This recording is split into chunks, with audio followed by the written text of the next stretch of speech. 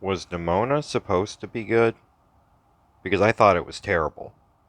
The only part of the movie that I thought was pretty decent was when Nimona loses herself in rage and sadness and turns into a giant kaiju. Um, that was the only part of the entire movie I thought that was pretty decent. The rest of it was pretty trash. So you're gonna open up. I'm just gonna call the main character Balls because it pretty much sounded like that was his nickname. Um, him and his boyfriend are getting ready for the knighting ceremony, which his boyfriend happens to be a somewhat flamboyant gay man whose last name is Golden Loin. I'm not joking. Golden Loin. And, well, basically, Balls gets framed for the murder of the queen because the sword he's holding shoots a beam out and kills the queen. I'm just gonna say, right off the bat, as soon as that happened, I knew who the culprit was. It was the director, and I knew that there were just going to be other characters who were going to be like red herrings, and then I knew most of what was going to happen in the movie. I mean, it was extremely predictable. But the worst thing about Nimona was the dialogue.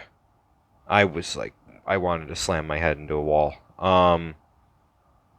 I feel like the writers decided, hey, we're going to try to channel a little Rick and Morty and a little bit of Deadpool, but it's going to be a PG film, and also we're going to have it in this fantasy world that's like a futuristic fantasy. So everything's still swords and knights and everything, but it's future tech.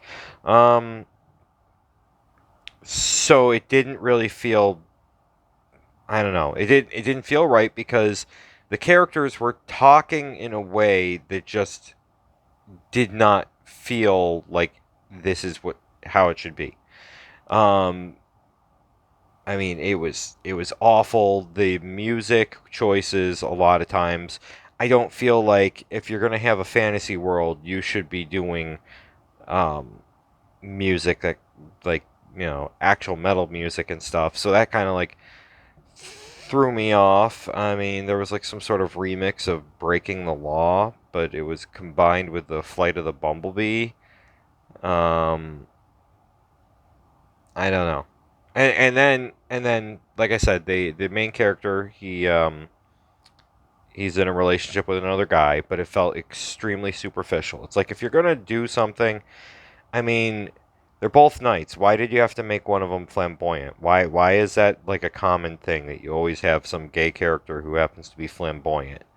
Um, it doesn't make sense to me. I don't have a problem that they were gay. I have a problem with the fact that they decided to make two knights and make one of them kind of flamboyant when they're supposed to be knights. Like they're supposed to be the guardians of the city. The entire city is surrounded by a wall, so nobody knows what's going on outside, which, they're trying to shut the whole thing down so people don't go out and about. The second thing is that they're told that there might be monsters outside, and that there's this whole story about how they're Glorith. Yep, that's the name of this great ancient hero, Glorith. She slayed a dragon and became like the chosen one. Well, it turns out that wasn't really true because Nimona, who was grading the most of the movie, um, well, Nimona is a shape shifting character who we don't really know where she came from or anything except that she wants to do evil things because she's mad at what happened to her. And she's voiced by Chloe, whatever her name is, who was from Kick Ass, the hit girl. But she was incredibly annoying, and she was trying to do different kind of pop culture references, which again, you're talking about a fantasy world that is not the real world. and you're going to try to make her like Deadpool. I am so tired of the whole Rick and Morty and Deadpool um, character. Right? I don't know, the dialogue, the way that they write the stories. It's so boring. It's played out. All right, Rick and Morty was pretty decent for like the first couple of seasons, and then it just fell apart. And now you have those writers going off and writing all sorts of different things. Like a bunch of them are in Marvel now, and look at how bad the Marvel products have been lately. There's a specific sort of like style that goes well with different kinds of stories, and that one, it just doesn't.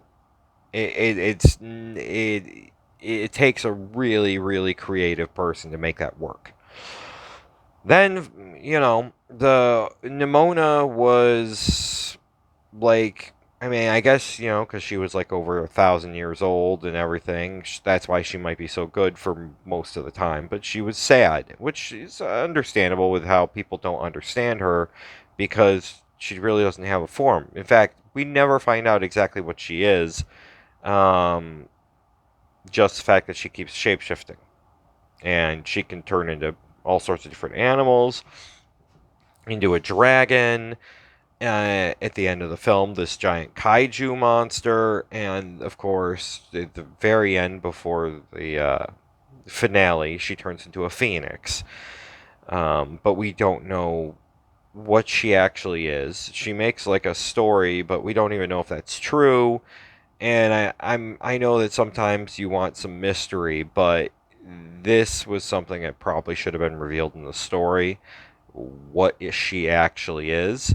And then during the kaiju attack, there just happened to be two women holding each other, and one of them had a beard.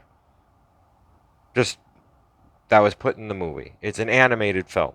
Somebody did that, and maybe it was supposed to be a guy, but that looked like a female character that they slapped a beard on for no reason.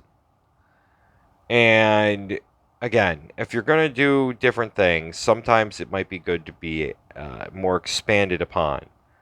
Um, that's my personal thought.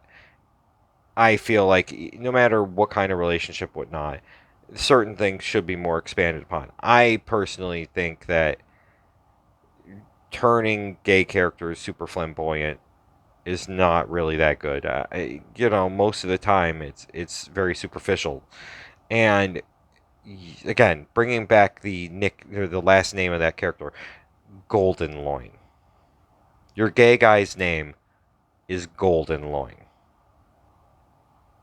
Golden Loin. Seriously. I didn't like this movie. It was predictable. The dialogue, again, was the worst part of this whole movie. Pop culture references that did not need to exist in this film. Also, they played the Banana Split song for the cereal. Da da da da da da da da da da da da da da. What, did that go royalty free or something at this point now? I that doesn't make. I don't know why, and it wasn't just once; it was several times. Um, I didn't like the movie. I did not like it.